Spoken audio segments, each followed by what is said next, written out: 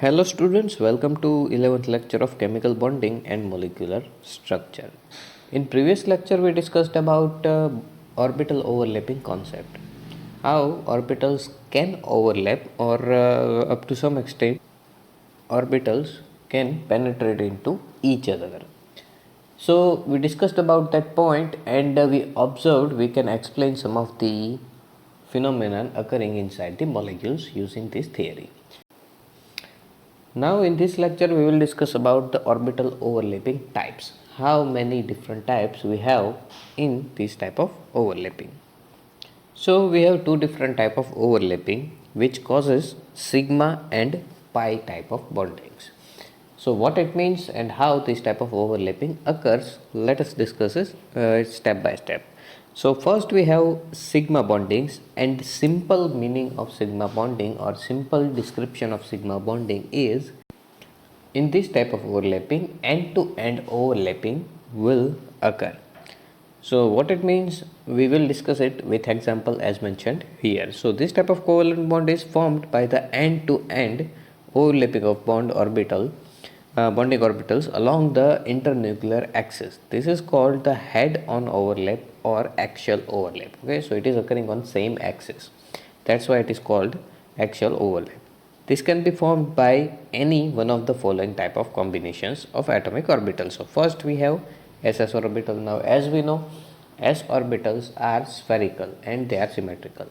So that's why s orbital will always form sigma bondings with each other. It will always combine with each other straight to straight or end to end.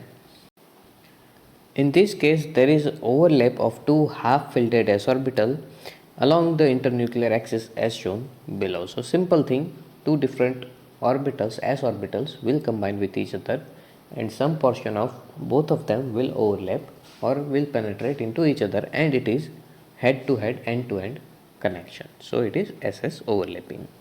Between S and P, where you can get same type of straight overlapping as we can see here. So s orbital is spherically symmetrical, so it can combine with any of the p orbital head to head. As we can see here, suppose we have px orbital here. That means this orbital is on px axis. Now these two will combine like this. Okay, straight overlapping, both of them are present on same axis. Actually s is symmetrical, that's why it is present on all the axes equally, x, y or z, and these type of interpenetration or overlapping occurs. Or next is possible between two p orbitals, like as we can see here. This type of overlap takes place between half-filled p orbitals of two approaching atoms. Okay, so keep in mind these orbitals should be present on same axis of both of the atoms. That means suppose we have two different atoms A and B. Suppose this is y axis. Okay, so this is not same axis in both of them. We have two different type of y axis for two different molecule. Suppose this is z axis. Okay, so both of them has different z axis, and suppose this is x axis, so x axis will be common in both of them. Okay, we can see we have common x axis in all both of them.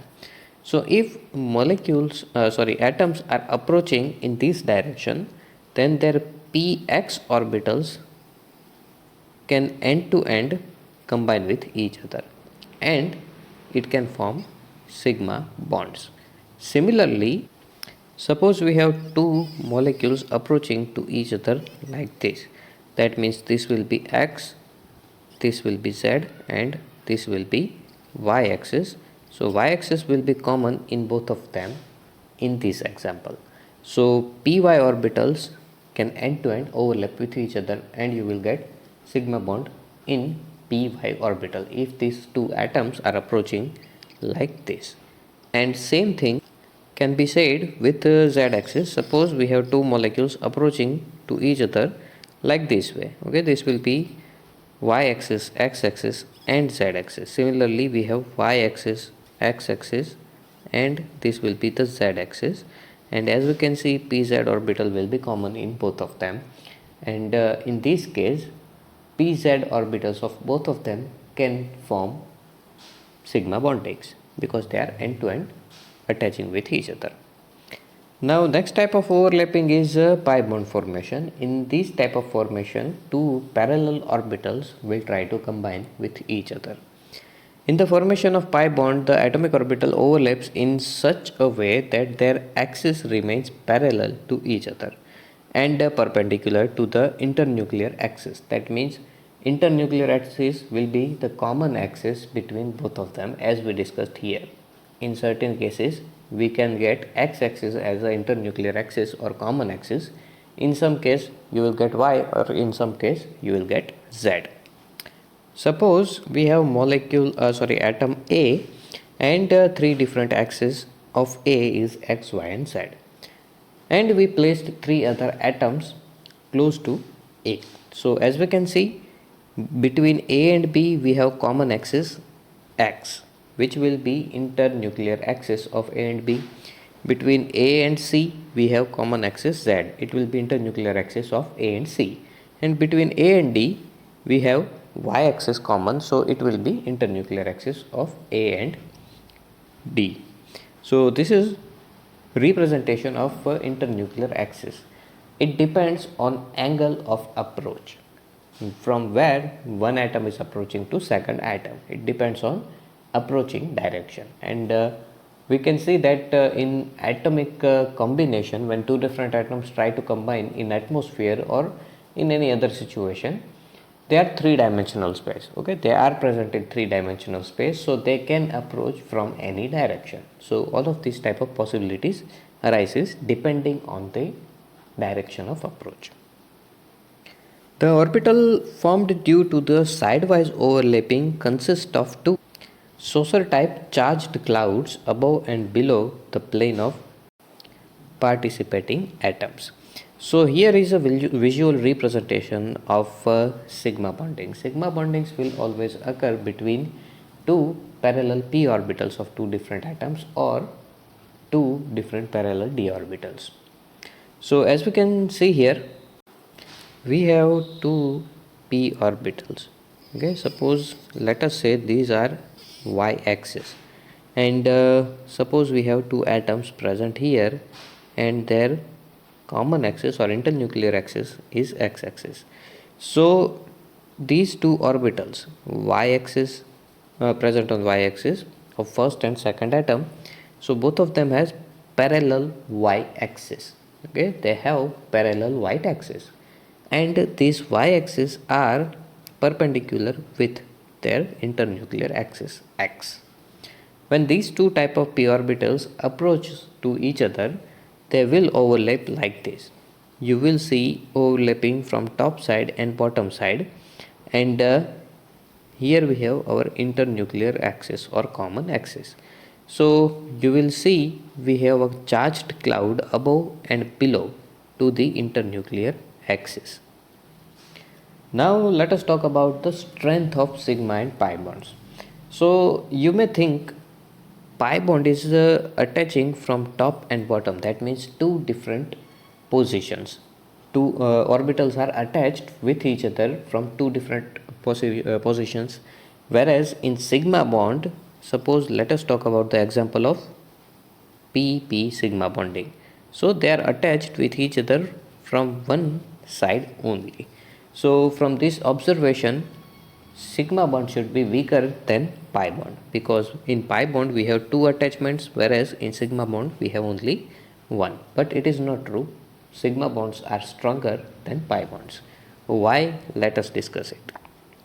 So basically, strength of bond depends upon the extent of overlapping. In case of sigma bond, the overlapping of orbital takes place to a larger extent, hence it is stronger, as compared to pi bond, where the extent of overlapping occurs to the smaller extent. That means if you compare the sigma and pi bondings and overlapping of in both of the cases, then percentage of overlapping in sigma bonding will be comparatively more than percentage of overlapping in pi bonding. Okay, so in pi bonding you will notice we have smaller overlapping, whereas overlapping in sigma bondings will be more. So why this type of situation occurs? Why in sigma bonding we have more overlapping area, whereas in pi bonding we have less area. Further, it is important to note that pi bond between two atoms is formed in addition to a sigma bond. That means between two different atoms, first bond will be always sigma bond. And if they are able to form another bond, then it will be the pi bond. Okay. So keep in mind, sigma bonds are always formed between two different atoms first, and then pi bond will form if they are able to share one more electron pair. So pi bond is always present in the molecules containing multiple bonds, that means double or triple bond. If you have double bond, then first bond will be sigma and second bond will be pi bond. If you have triple bond, then first bond will be sigma and then two bonds will be the pi bond. Now understand it like this way. Suppose we have px axis, py axis and pz axis of one atom, and similarly px, py and pz of second atom.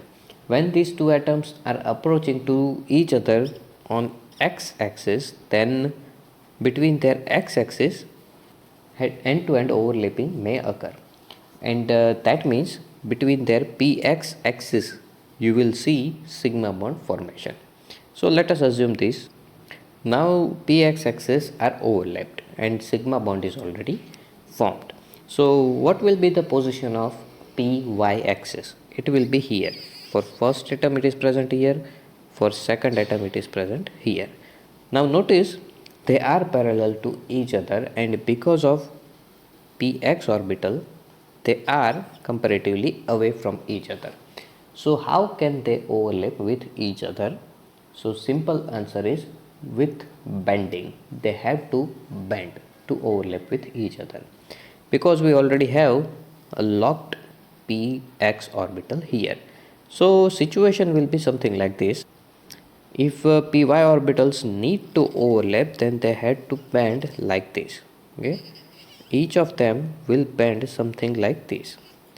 So both of them can overlap with each other, and because of these type of bending they require more energy. Okay, assume it like this way. Suppose you have two different sticks. So first two sticks are attaching, you are attaching two different sticks like this way. Okay, here we have first stick and here we have second stick, and we place them on top of each other and then we will tie them together, so they do not feel any kind of strain. So it will be comparatively strongly bonded with each other.